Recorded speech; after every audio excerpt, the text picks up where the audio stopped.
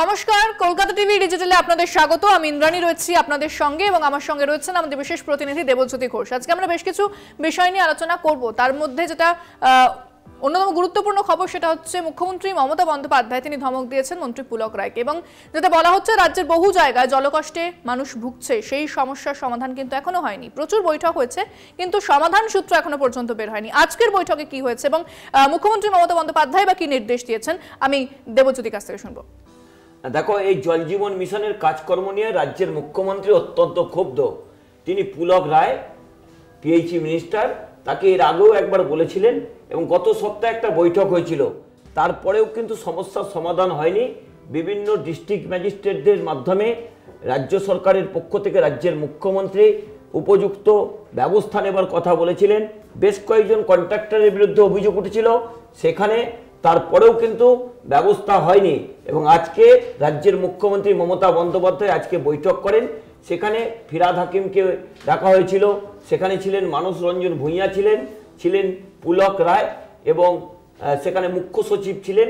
মমতা বন্দ্যোপাধ্যায় সেই বৈঠক থেকে পুলক রায়কে কড়া ভাষায় আক্রমণ করেন এবং পরিষ্কার করে বলেছেন যে কয়েকজন কন্ট্রাক্টরের বিরুদ্ধে অভিযোগ উঠেছে কেন তাদের বিরুদ্ধে ব্যবস্থা নেওয়া হয়নি, কেন তাদের কালো তালিকায় নিয়ে আসা হয়নি, তার জন্য রাজ্যের মুখ্যমন্ত্রী মমতা বন্দ্যোপাধ্যায় ফিরহাদ হাকিমকে দায়িত্ব দিয়েছেন এবং এরপর থেকে পুলক রায় মন্ত্রী হিসেবে থাকবেন, কিন্তু পুরো বিষয়টি পর্যবেক্ষণের জন্য ফিরহাদ হাকিমকে দায়িত্ব দিয়েছেন।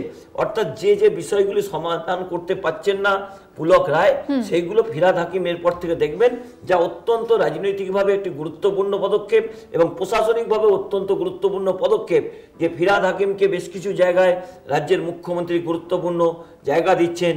কিন্তু আজকে হঠাৎ করে পুলক রায়ের উপর এতটাই ক্ষুব্ধ যে তার স্নেহভাজন একেবারে ফিরহাদ হাকিমকে এই পিএইচির ব্যাপারে তিনি নাক গলাতে সুযোগ করে দিলেন এবং ইতিমধ্যেই পুলক রায়ের সঙ্গে ফিরহাদ হাকিম এক প্রস্ত বৈঠকও করেছেন এবং মমতা বন্দ্যোপাধ্যায় চাইছেন যে রাজ্য সরকার যে পঞ্চায়েত নির্বাচনে যে কথা দিয়েছিল তা এখনো পূরণ করতে পারেনি এবং জল জীবন মিশনের জল যাতে প্রতিটি বাড়িতে পৌঁছাতে পারে সেটা মমতা বন্দ্যোপাধ্যায়ের একটা মৌলিক উদ্দেশ্য। সেই মৌলিক উদ্দেশ্য পূরণ হচ্ছিল না, সেই জন্য মমতা বন্দ্যোপাধ্যায়ের নেতৃত্বে আজকে বৈঠক হয় এবং চলতি সপ্তাহে একটি বৈঠক হলো, এই গত সপ্তাহে একটি বৈঠক হলো এবং এই সপ্তাহের প্রথমেই মুখ্যমন্ত্রী আজকে বৈঠক করলেন। অর্থাৎ অত্যন্ত গুরুত্ব দিচ্ছেন যে সামনের যেহেতু 26-এর নির্বাচন রয়েছে, প্রতিটি মানুষের বাড়িতে যাতে জল পৌঁছে যায়, সেই জন্য মমতা বন্দ্যোপাধ্যায় এত কড়া পদক্ষেপ নিলেন। ইন্দ্রাণী, হ্যাঁ, একেবারে আমরা দেখলাম যে এই যে রাজ্যের বহু মানুষ জল পাচ্ছেন না, তাতে এর আগেও মুখ্যমন্ত্রী অসন্তোষ প্রকাশ করেছেন এবং এবারের যে বৈঠক হয়েছে সেটা অত্যন্ত গুরুত্বপূর্ণ। ফিরহাদ হাকিমকে দায়িত্ব দেওয়া হয়েছে। দেখা যাক এই বৈঠক থেকে কি সমাধান সূত্র বেরোয়, সেদিকে আমাদের অবশ্যই নজর থাকবে। অন্যান্য খবরের জন্য অবশ্যই নজর রাখতে হবে কলকাতা টিভি ডিজিটাল এবং কলকাতা টিভির পর্দায়। দেখতে থাকুন কলকাতা টিভি, রাত ৩, ৭ দিন।